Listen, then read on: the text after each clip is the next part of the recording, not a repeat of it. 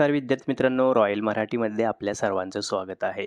विद्यार्थी मित्रांनो, आजच्या व्हिडिओमध्ये आपण आदिवासी विकास महामंडळ किंवा महाराष्ट्र राज्य आदिवासी विकास विभागमध्ये भरती घोषित करण्यात आलेली आहे, त्याची जाहिरात आलेली आहे.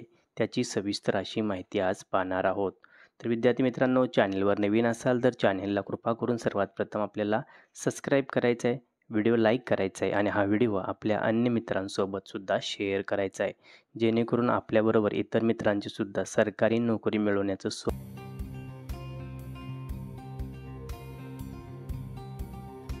तर विद्यार्थी मित्रांनो, जसे मी तुम्हाला म्हणालो, महाराष्ट्र राज्य आदिवासी विकास विभाग किंवा महामंडळमध्ये 614 जागासाठी जाहिरात आलेली आहे. तर विद्यार्थी मित्रांनो, ह्या जाहिरातीसाठी ॲप्लिकेशन जी लिंक आहे ती 12 ऑक्टोबरपासून ॲक्टिव्ह होणार आहे. तर याची आपण नोंद घ्यायची आहे. आता यामध्ये सविस्तर माहिती काय आहे तर ती पाहूया. महाराष्ट्र राज्य आदिवासी विकास महामंडळ हे आदिवासींच्या विकासासाठी काम करत असते आणि याच्यामार्फत आपण जर बघितलं तर या ठिकाणीही भरती होणार आहे. नाशिक, नागपूर, अमरावती, ठाणे विभागामध्ये नोकरीची संधी आपल्याला मिळणार आहे. तर आता याच्या माध्यमातून आपण पाहूया की कोणकोणती पदे इथे देण्यात आलेली आहेत. या भरतीच्या माध्यमातून आता पुढील पदे भरण्यात येणार आहेत. वरिष्ठ आदिवासी विकास निरीक्षक ही 17 पदे देण्यात आलेली आहेत. आता ह्या पदाकरता किमान शैक्षणिक पात्रतेचा जर आपण विचार केला तर ती आहे मान्यताप्राप्त विद्यापीठाची किमान द्वितीय श्रेणीतील कला, विज्ञान, वाणिज्य किंवा विधी पदवी किंवा मान्यताप्राप्त विद्यापीठाचे शिक्षण किंवा मान्यता विद्यापीठाचे शिक्षण आणि शारीरिक शिक्षणशास्त्राची पदवी आपल्याला असणं आवश्यक आहे. ओन्ली जर आपल्याकडे BA असेल तरीसुद्धा आपण ॲप्लिकेशन करू शकणार आहात आणि यामध्ये जर बघितलं तर टोटल पदे 17 देण्यात आलेली आहेत. आता यानंतर जर बघितलं आपण तर संशोधन सहाय्यकची 19 पदे भरण्यात येणार आहेत. यामध्ये सुद्धा शैक्षणिक पात्रता जर बघितली तर ती आहे मान्यताप्राप्त विद्यापीठाची पदवी. त्यामध्ये जर आपण गणित, अर्थशास्त्र, वाणिज्य आणि संख्याशास्त्र या कोणत्याहीपैकी एका विषयात जर पदवी घेतली असेल तर आपल्याला प्राधान्य मिळणार आहे. आता यामध्ये पुढचं जे पद आहे ते आहे उपलेखापाल किंवा मुख्य लिपिक. यामध्ये 34 पदे देण्यात आली आहे. यासाठी सुद्धा मान्यताप्राप्त विद्यापीठाची पदवी किंवा पदव्युत्तर पदवी असणं आवश्यक आहे. त्यानंतर पुढचं जे पद आहे ते आदिवासी विकास निरीक्षकमध्ये एकच पद आहे.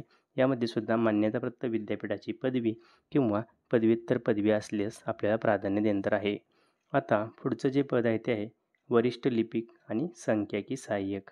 205 पदे देण्यात आली आहेत. यामध्ये सर्वात जास्त पदे देण्यात आली आहेत. तर यासाठी जर बघितलं आपण तर मान्यताप्राप्त विद्यापीठाची पदवी गणित, अर्थशास्त्र, वाणिज्य आणि सांख्यिकीशास्त्र असेल तर आपल्याला प्राधान्य देण्यात येणार आहे. आता पुढील जे पद आहे ते आहे टंकलेखक. टंकलेखकसाठी 10 पदे भरण्यात येणार आहे. यासाठी सुद्धा आपण जर बघितलं तर शैक्षणिक पात्रता पुढीलप्रमाणे आहे. टंकलेखक पदासाठी शैक्षणिक पात्रता ही आहे की उमेदवार हा माध्यमिक शालांत प्रमाणपत्र उत्तीर्ण असावा आणि शासनमान्य टायपिंग प्रमाणपत्र आपल्याकडं असणं आवश्यक आहे. जे जाहिरातमध्ये असं देण्यात आलं की 40 शब्द इंग्लिश आणि 30 शब्द मराठी टायपिंग याचं प्रमाणपत्र आपल्याकडे असणं आवश्यक आहे. याची आपण नोंद घ्यायची आहे. आता यानंतर पुढचं जे पद आहे ते गृहपाल पुरुष म्हणून आहे. त्यामध्ये 62 पदे देण्यात आलेली आहेत. यामध्ये आपण जर बघितलं उमेदवाराकडे मान्यताप्राप्त विद्यापीठाची समाजकार्य, समाज कल्याण प्रशासन, आदिवासी कल्याण किंवा आदिवासी कल्याण प्रशासन शाखेतील मान्यताप्राप्त विद्यापीठाची पदवी असणं आवश्यक आहे. आता याच कॅटेगरीमध्ये गृहपाल स्त्री म्हणून पदे आहेत. त्यामध्ये 29 जागा देण्यात आलेल्या आहेत. यामध्ये उमेदवाराकडे वर सांगितल्याप्रमाणे समाजकार्य, समाज कल्याण किंवा आदिवासी कल्याणची डिग्री असणं आवश्यक आहे. आता अधीक्षक पुरुष 29 पदे देण्यात आलेली आहेत. यामध्ये जर आपण बघितलं शैक्षणिक पात्रता आहे उमेदवाराकडे मान्यताप्राप्त विद्यापीठाची समाजकार्य, समाज कल्याण प्रशासन, आदिवासी कल्याण किंवा आदिवासी प्रशासन शाखेतील पदवी असणं आवश्यक आहे. आता अधीक्षक स्त्री फिमेलमध्ये जर बघितलं आपण तर 55 पदे आहेत. यामध्ये उमेदवाराकडे मान्यताप्राप्त विद्यापीठाची समाजकार्य, समाज कल्याण आणि आदिवासी कल्याण किंवा आदिवासी प्रशासन शाखेतील पदवी असणं आवश्यक आहे. आता ग्रंथपाल जर बघितलं आपण त्यासाठी 48 पदे देण्यात आली आहेत.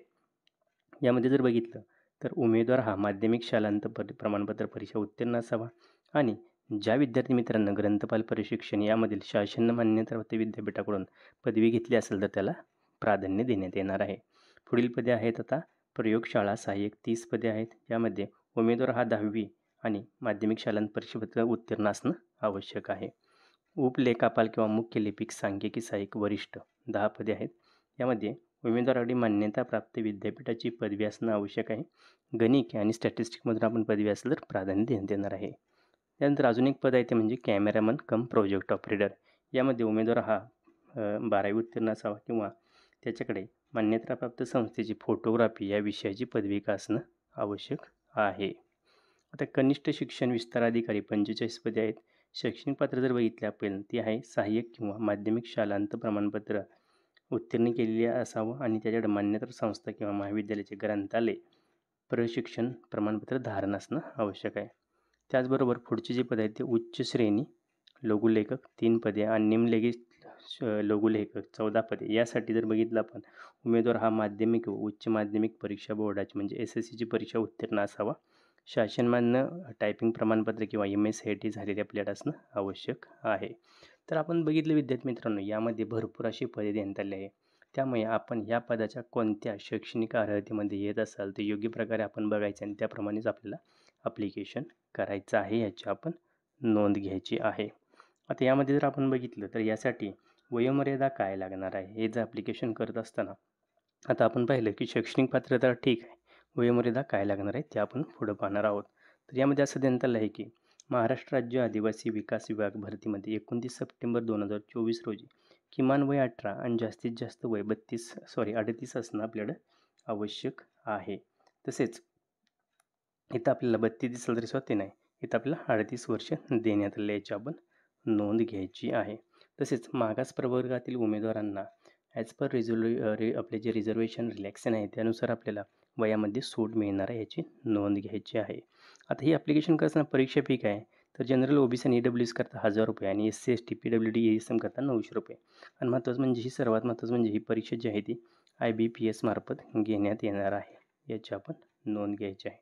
आता यासाठी ऑनलाईन अर्ज कसा करायचा याची माहिती मी आपल्याला सविस्तर अशी खाली दिली आहे. कारण या वेबसाईटवरची लिंकसुद्धा दिली आहे. लिंकवर गेल्यानंतर आपल्याला न्यू रजिस्ट्रेशन म्हणून आपल्याला रजिस्ट्रेशन करावं लागणार आहे. ईमेल, मोबाईल नंबर व्यवस्थित टाकायचा आहे कारण कम्युनिकेशन ही ईमेल आणि मोबाईलच्या माध्यमातून होणार आहे. त्यानंतर आपल्याला दिलेल्या पासवर्ड आणि लॉग इन आयडीनुसार लॉग इन करायचं आणि आपला फॉर्म कंप्लीट करायचा आहे. फॉर्म भरल्यानंतर आपल्याला लक्षात ठेवायचं की फॉर्मची जी चलन आहे, पेमेंटची जी पावती आहे ती आपल्याला व्यवस्थित ठेवायची आहे. फॉर्म डाउनलोड करून प्रिंट करून आपल्याजवळ ठेवायचा आहे. आता आदिवासी विभाग भरती करत असताना महत्त्वाचे डेट्स काय आहेत तर त्यामध्ये ऑक्टोबर म्हणजे परीक्षा चालू होणार आहे. 12 ऑक्टोबरला ही अर्ज करण्याची तारीख ऑनलाईन अर्जाची लिंक चालू होणार आहे. अर्ज करण्याची शेवटची तारीख 2 नोव्हेंबर 2024 असणार आहे. अधिकृत वेबसाईटसाठी आपण इथं व्हिजिट करायचं आहे. आपल्या ऑनलाईनसाठी सुद्धा आपण इथून करू शकता किंवा डिस्क्रिप्शनमध्ये मी लिंक आपल्याला दिलेली आहे याची आपण नोंद घ्यायची आहे. आता या भरतीसाठी आपण ऑनलाईन पद्धतीने ॲप्लिकेशन करत असताना कोणती डॉक्युमेंट आपल्याजवळ असणं आवश्यक आहे किंवा केल्यानंतर कोणती डॉक्युमेंट आपल्याजवळ ठेवावी. एक तर म्हणजे ऑनलाईन अर्जाची प्रत आपण डाउनलोड करून घ्यायची आहे. त्याचबरोबर शैक्षणिक अर्हतेची कागदपत्रे जी असतात ते आपल्याबरोबर व्यवस्थित ठेवायची आणि सांगितल्याप्रमाणे अपलोड करायचे आहेत. त्याचबरोबर आपण MSCIT किंवा टायपिंग परीक्षा उत्तीर्ण केली असेल तर त्याची डॉक्युमेंट व्यवस्थित आपल्याजवळ ठेवायची. परीक्षा शुल्क भरलेली प्रतसुद्धा आपल्याजवळ किंवा पावती आपल्याजवळ ठेवायची आहे. त्याचबरोबर आपण जर इतर प्रवर्गातील उमेदवार असाल तर आपल्याला जे जात वैधता प्रमाणपत्र नॉन क्रिमिनल असेल तर हे आवश्यक कागदपत्र आहेत ते आपल्याजवळ ठेवायचे याची आपण नोंद घ्यायची आहे. तर विद्यार्थी मित्रांनो जर आपण बघितलं तर ही 614 पदाची भरती जी आलेली आहे आदिवासी विकास महामंडळात त्या बघितलं तर त्यासाठी आपण एज्युकेशन क्वालिफिकेशन म्हणू शकतो की ग्रॅज्युएशन असणं आपल्याला आवश्यक आहे. त्यातल्या त्यात जर आपण कॉमर्सने केलं असेल किंवा स्टॅटिस्टिकमध्ये केलं असेल तरीसुद्धा आपल्यासाठी किंवा समाज कल्याणमध्ये केलं असेल तर आपल्यासाठी जास्तच इथं प्राधान्य देण्यात येणार आहे याची आपण नोंद घ्यायची आहे.